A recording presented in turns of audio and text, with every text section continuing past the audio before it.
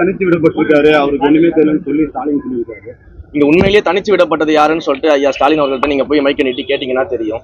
இன்றைக்கு இதையெல்லாம் சட்டமன்றத்திலிருந்து பேசிக் கொண்டிருந்த ஐயா ஸ்டாலின் அவர்கள் இந்த சட்டமன்ற நிகழ்வுகளை வீட்டிலிருந்து பார்க்கக்கூடிய நிலைமைக்கு தனித்து விடப்பட்டிருக்கிறார் அப்படின்றதுதான் உண்மை. அது மக்களுக்கே தெரியும். மேகதாது விவகாரத்துல ஊழல் வாய்ப்பு எதுவும் பேசல, எந்த நடவடிக்கை எடுக்க ஒரு குற்றச்சாட்டு இருக்கு. அனைத்து கட்சி ஊற்றியா இன்னும் கூட்ட தாமதம். மிக சரியான ஒரு விஷயத்தை புரிஞ்சுக்கங்க. எல்லா விஷயத்தையும் பேசி தான் செய்யணும்னு அவசியம் இல்லை. செயல்ல காட்டினாலே போதும். எங்களுடைய முதல்வர் அவர்கள் எப்பவுமே செயலில் காட்டக்கூடிய முதல்வர். செயல் மூலமாக இந்த ஆட்சியை நல்லாட்சியாக மாற்றக்கூடிய முதல்வர். மக்களுக்கு தேவையானதை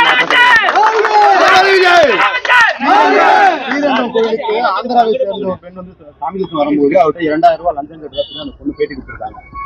ஆதார காமிக்கிறது எல்லா கோயில்கள்லயுமே ஒரு சில இடங்கள்ல இது போன்ற விஷயங்கள் நடந்துகிட்டு இருக்குது. நம்ம 80% எல்லா கோயிலும் சரி பண்ணிட்டு இருக்கிறோம். இன்னும் சில இடங்கள்ல நடந்துகிட்டு இருக்கிறதாக எனக்கும் தகவல்கள் வருது. அதன் மேல விசாரணை நடத்தப்பட்டு கொண்டிருக்கிறது. அந்த விசாரணை அடிப்படையில நிரூபிக்கப்பட்டால் நிச்சயமாக யாராக இருந்தாலும் நடவடிக்கை எடுக்கப்படும். அதை எந்த பாரபட்சமும் பார்க்க மாட்டோம். இடைத்தேர்தலுக்காக வெறியோட காத்திருக்குன்னு சொல்லி சீமான் சொல்லியிருக்காரு. பெரம்பூர் தொகுதியும் சரி, திருப்பூர் கிழக்கு தொகுதியும் சரி, ஜாதி பார்த்துதான் தொகுதியிலையும் போட்டிட்டாரு. இடைத்தேர்தல் வரட்டும், கொலை வரியோட இருக்கும் அப்படின்னு அவங்களும் 15 வருஷமா நானும் பயிற்சி பண்றேன்னு பயிற்சி பண்ணிக்கிட்டு இருக்கிறாங்க. இன்னமும் பயிற்சி பண்ணிக்கிட்டு இருக்கிறாங்க. முதல்ல இது போல வெறுப்பு அரசியலை விதைக்கிறது, வெறுப்பு அரசியல் பேசி ஒரு தலைவருக்கு எதிராக பேசுவது, இதையெல்லாம் விட்டுட்டு உண்மையிலேயே வெற்றி பெறுவதற்கான நோக்கத்தோடு பேசினார்னா நிச்சயமாக உள்ளாட்சி தேர்தலில் ஏதாவது ஒரு 2 இடத்துல அவர் வெல்வதற்கான வாய்ப்புகள் இருக்கு. அதை முயற்சி செய்யணும்னு நான் போட கேட்டுக்கிறேன். திருச்சியில இருந்தா கொள்ளிடம் புரியுது. தடுப்பணைகள் கட்ட வேண்டும் நீண்ட வருஷ கோரிக்கையா இருக்கு. அந்த கோரிக்கைகள் எல்லாமே விவசாய சங்கங்களோட பேசி ஏற்கனவே நிறைய கோரிக்கைகள் கொடுத்திருக்கிறாங்க. அந்த கோரிக்கைகள் எல்லாமே சம்பந்தப்பட்ட அமைச்சர் அவர்களிடம் நம்ம கொடுத்திருக்கிறோம். அமைச்சர் அவர்கள் அதன் மீது ஆய்வுகளை பண்ணிட்டு இருக்கிறாரு. பட்ஜெட் நிதிநிலையை பொறுத்து எந்தெந்த திட்டங்களை எப்படி கொண்டு வரணுன்றதை அமைச்சர் அவர்கள் முடிவு செய்து நிச்சயமாக கொண்டு வருவார். நான் ஓடி ஒளியெல்லாம் இல்ல, என் மேல தாவேக்கா பொய்யான வழக்குகளை தொடர்ந்து செந்தில் பதில் சொல்லியிருக்காரு. அந்த சட்டத்தை எதிர்கொள்ளுங்க. சரி, அப்புறம் ஓடி ஒளியிலன்னு சொல்லிட்டு எங்க காணாம போனாங்க இவ்வளவு நாளா? ஏன் தைரியமாக நிற்க வேண்டியதானே? ஏன் என்ன கோர்ட் என்ன சொல்றது, அந்த ப்ரொசீடிங்ஸ் எல்லாம் ஃபாலோ பண்ண வேண்டியதானே?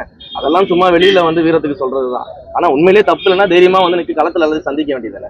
அதெல்லாம் அவங்க சும்மா ஒரு பேச்சுக்காக மீடியாவை பார்த்தா அதை பேசணுன்றதுக்காக பேசுவாங்க. நிச்சயமாக இந்த ஆட்சியை பொறுத்த வரைக்கும் ஊழல் செய்தவர்கள் யாராக இருந்தாலும் எங்கள் தலைவர் சொன்னது போல நாங்களும் ஊழல் செய்ய மாட்டோம். ஊழல் செஞ்சவங்களையும் விடமாட்டோம். நிச்சயமாக தண்டிக்கப்படுவார்.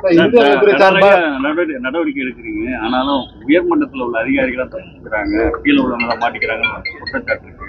அதை நீங்க எடுக்கிறது அப்படி கிடையாது சார். நம்ம எல்லாமே விசாரணைக்கு உட்படுத்துறோம். நீங்க உடனடியாக ஏதோ உயர் அதிகாரிகள் மட்டும் நம்ம விட்டுட்டு மற்ற எல்லாரையும் தண்டிக்கிறோம் அப்படின்லாம் கிடையாது. முதல்ல எங்க ஆரம்பிக்குதோ அந்த இடத்துல விசாரணை நடத்தி அந்த ஆரம்ப நிலையில் இருக்கக்கூடிய அதிகாரிகள் மேல நடவடிக்கை எடுக்கிறோம். அதற்கு பிறகு அந்த விசாரணையில யார் யாரெல்லாம் உண்மையிலேயே ஈடுபட்டிருக்கிறாங்கன்னு தெரிய வந்துச்சுன்னா அவங்க எல்லாருமே நடவடிக்கை எடுக்க தான் போறோம். எந்த இடத்துலையும் நாங்கள் நடவடிக்கை எடுக்க மாட்டோம்னு சொல்லலையே. எல்லா இடத்துலையும் விசாரணைகளை நாங்களே தானே முன்னிறுத்துறோம். விசாரணைகளை நாங்களே முன்னிறுத்தி நடத்துறோம். விசாரணை நடத்த சொல்லி கேட்கிறோம். அடுத்தடுத்த ஸ்டெப்புக்கு நம்ம கொண்டு போயிட்டு இருக்கோம். இது எல்லாமே நம்ம பண்ணிட்டு இருக்கோம் இல்லையா?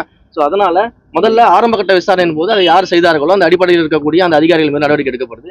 தொடர்ந்து யார் யாரெல்லாம் சம்பந்தப்பட்டிருக்காங்களோ எல்லாருமே நடவடிக்கை எடுப்போம். எங்களுக்கு எந்த பாரபட்சமும் கிடையாது.